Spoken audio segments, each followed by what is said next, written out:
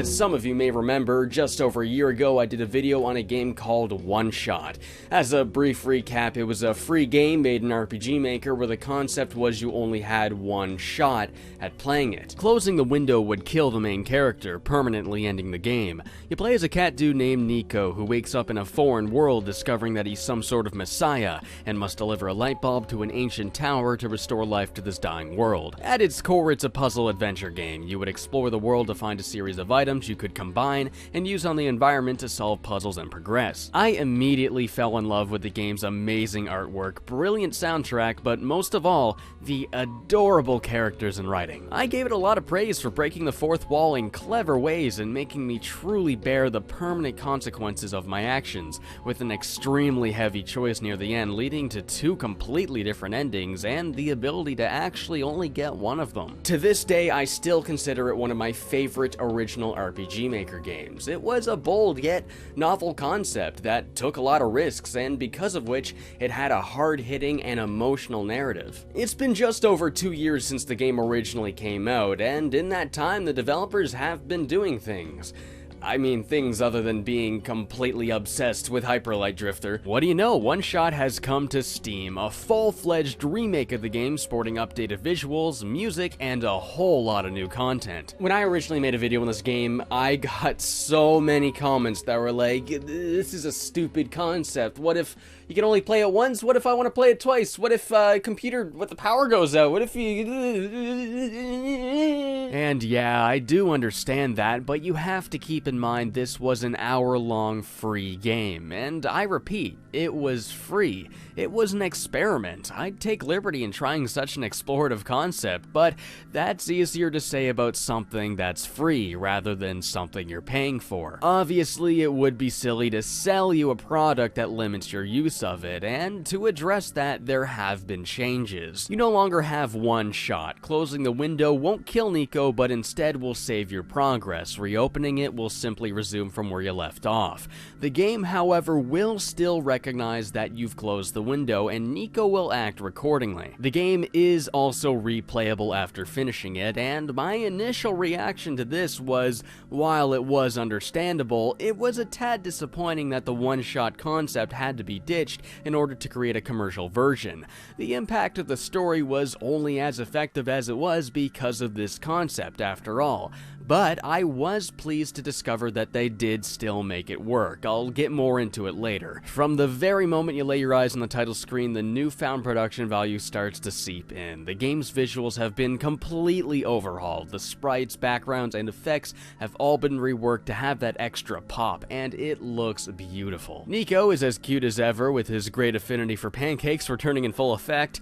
There's a lot of brand new full-screen artwork for the game too, which is always great to see. One interesting change I did notice was the removal of the references to other RPG Maker games on the computer's desktop, which does make sense. I mean, you've got to play it a little more safe when name-dropping other video games that you don't have the rights to in a commercial product. Even the puzzles have been reworked a bit. The game's a tad different in the house you start in, but once you're able to explore the world, you really start to notice. The entire map has been redone. New areas have been added along with completely new characters, and existing characters have seen a notable upgrade. Character portraits have been greatly enhanced, and some minor characters that didn't even have character portraits have been given a substantial makeover. What were once nearly meaningless NPCs simply standing there to help you progress a puzzle are now fully realized characters with personalities of their own. The character designs are fantastic, with beautiful pixel art that squeezes every last drop out of that spectrum of cuteness. The game's interface has also been completely changed. Gone are the RPG Maker menus. We now have something much more to the point and much more convenient. Instead of opening the menu, selecting the item, closing the menu, opening the menu, selecting the other, the new menus are designed specifically for combining and using items, instead of relying on the same template that every RPG Maker game uses. I mean, when you try to use a menu that was specifically designed for RPG games for puzzle item management, things get a little obtuse. The new menus are quick, convenient, and so much better. In fact, the game strayed so far from these iconic RPG Maker elements that it no longer feels like an RPG Maker game, but rather something more original, built from the ground up. Other than, you know, that 4:3 aspect ratio, I don't think there's much you can do about that. You know, it's 2016 and they still haven't made a version of RPG Maker that can make games in widescreen. Why? I was super impressed by the fourth wall puzzles in the original version. I was astonished that they somehow got RPG Maker to create files on your computer. These fourth wall puzzles make a return, some being slightly altered, but in addition there's plenty of brand new ones, and I was impressed by these. Instead of the puzzle simply being the realization that something's on your computer outside of the game's window, they elaborate on the concept, meaning instead of just knowing you need to find a file, you might have to get clever on what you have to do with that file. And every time the game requires doing a fourth wall puzzle, it'll force itself out of full screen mode. This is something I really like. It's the perfect way of hitting the player in the right direction. The original game was designed to be played entirely in windowed mode. Full screen wasn't an option. And as somebody who vastly prefers to play games in full screen, I greatly appreciate how they found a way to make this work. The amount of brand new content really lengthens the game, and I don't mean in a way that simply pads it out either.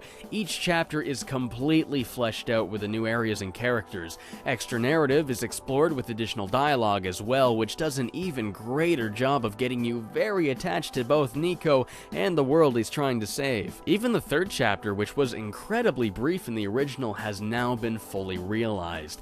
My favorite part is where you can peer pressure Nico into riding around on one of those robot vacuum cleaners. The remake is just chock full of moments like this that just paint a smile on my face. And of course, soon after chapter 3 comes the ending, which has also been reworked a bit. Like I previously said, you no longer have only one shot, but that one shot rule still exists in the world of the game. The ability to replay it is written into the game itself. Using your godlike power to erase the save file is now part of the game's narrative. But that's not to say that you're still beyond consequences. On subsequent playthroughs, the game will still remember your original choice and various lines of dialogue will react accordingly. It actually reminds me of the way Undertale handled this meta concept of the save file, which is funny because that concept in Undertale vaguely reminded me of One Shot as well. If you've never heard of this game before, there's no better time than now to play it. It's only $10 on Steam, and all of the additional content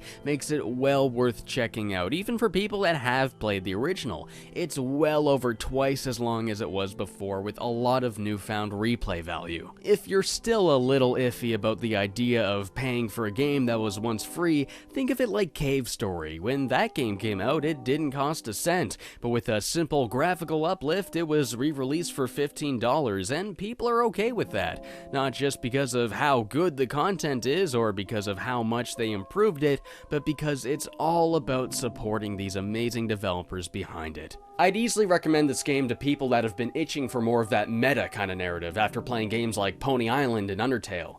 Especially Undertale. I still very much consider One Shot to be one of the most powerful original RPG Maker games I've ever played, and the remake only strengthens that bond between Nico and the player, making your decisions and uncertainty towards those decisions all the more taxing. And you know, with the ludicrous success of Undertale, another cutesy looking game with some fourth wall breaking elements, and that game got merchandise, like plush toys and stuff, I'm only gonna pray for the success of One Shot so we can also get One Shot plush toys.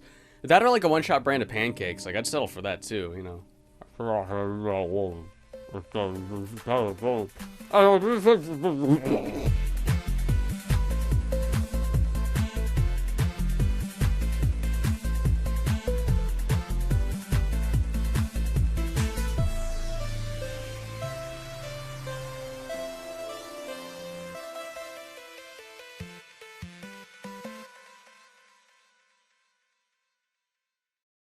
I'd settle for that.